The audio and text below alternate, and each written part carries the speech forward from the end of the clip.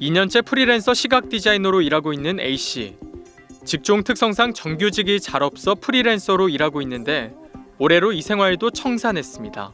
생계 유지가 어려워졌기 때문입니다. 프리랜서가 돈벌이가 아무래도 불규칙적이고 좀 안정적인 수입원이 없으니까 불안하고 약간 긴장도 계속 많이 되고 또 임금 체불 문제도 있고 약간 이렇다 보니까 정규직을 찾기 시작했어요. 올해 들어서. A씨처럼 불안정하고 소득이 적은 청년 프리랜서가 대부분인 것으로 나타났습니다.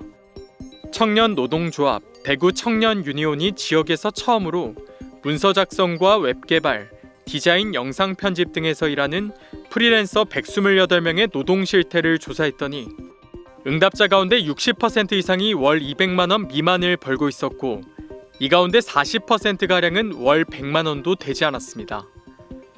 최저임금 9,860원 기준으로 주 40시간 일할 경우 받는 월급 206만 740원보다도 적습니다. 또 절반 이상이 일방적인 보수 삭감이나 보수를 제때 받지 못한 경험이 있다고 했습니다.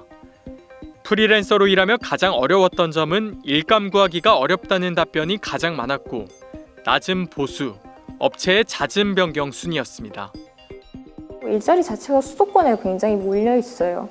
그래서 일감도 서울에서 떨어져서 하청이 하청으로 대구까지 내려오는 거예요. 그렇다 보니까 결국 서울에 있는 일감을 저희가 받아서 하는 거거든요. 그래서 대구에는 그냥 일자리가 없어요. 현행법의 노동자가 아니라는 이유로 노동자 권리 보장에서 배제되는 프리랜서. 공적 안전망 밖에 있는 이들을 위한 근로환경 개선이 시급합니다. TBC 안상혁입니다. 그때그때 여러 가지 일을 하며 생활하는 20대 후반의 A씨에겐 일자리라는 말보다 일거리라는 말이 익숙합니다. 엔잡할 수 있는 플랫폼들이 많잖아요. 주말엔 축가를 부르러 결혼식에 가고 그리고 평일에는 디자인 작업을 하다가 한 가지 일로 버는 돈으론 생활을 유지하기 턱없이 부족하기 때문에 여러 직업을 가져야만 합니다. 주수익이 영상 편집인데 들쑥날쑥이에요. 통상 나가는 고정 지출 같은 것들이 그걸 메꿀 수 있는 돈이 왔다 갔다 하기 때문에 A씨 같은 비임금 노동자는 최근 5년 새 50% 폭증해 800만 명에 육박합니다. 전체 경제활동 인구의 3분의 1에 달합니다. 특히 청년 세대인 30대 이하 비임금 노동자 수도 처음으로 300만 명을 넘는 걸로 파악됐습니다.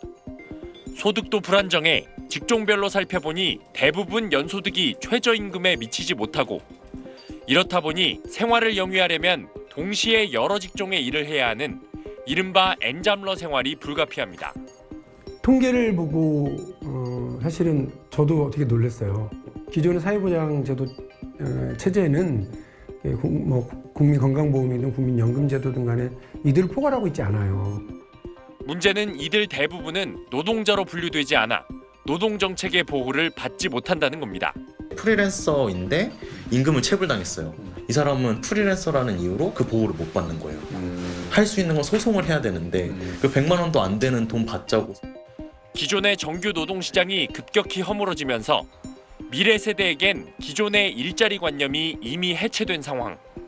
이들의 현실을 온전히 반영하는 노동정책이 요구되고 있습니다. SBS 원종진입니다. 지난해 경기도 광명에서 위탁 계약을 한 학원 강사 A씨. 프리랜서였던 만큼 맡긴 강의 운영에 대해선 자율성이 주어져야 했지만 학원 측은 출퇴근 시간과 휴일은 물론 강의 교재까지 지정해줬고 임금도 대부분 고정급으로 지급했습니다. A씨는 자신이 근로기준법상 근로자였다며 연차 수당을 달라고 노동청에 진정을 냈지만 각하당했습니다. 구체적이고 직접적인 업무 지시를 받고 기본급이 있었고 출퇴근 시간이 정해져 있었고 노동청에서는 계약서에 비율제 강사라는 그걸 하나를 가지고서 저를 근로자로 인정하지 않았습니다. 대법원은 유사 사건에서 업무 내용과 지휘 감독의 주체, 근무 시간과 장소 등을 기준으로 제시했는데 노동청은 여전히 계약의 형식에 비중을 둔다고 프리랜서 노동자들은 반발합니다. 또 근로계약과 관련된 분쟁도 줄지 않고 있습니다.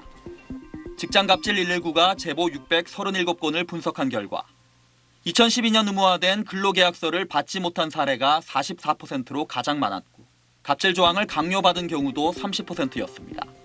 입사한 지 한 달이 돼서 수습 기간에 언제든지 나가겠다는 각서를 작성하라고 하셨습니다. 근로계약 작성 시 1년 내에 퇴사 시 교육 기간 중 받은 모든 급여는 반환한다는 내용의 또 각서를 요구하기도 했고요. 갑질 근로계약서에 사회초년생과 프리랜서들의 권리가 침해되지 않도록 정부의 적극적인 단속이 요구됩니다. SBS 정반석입니다.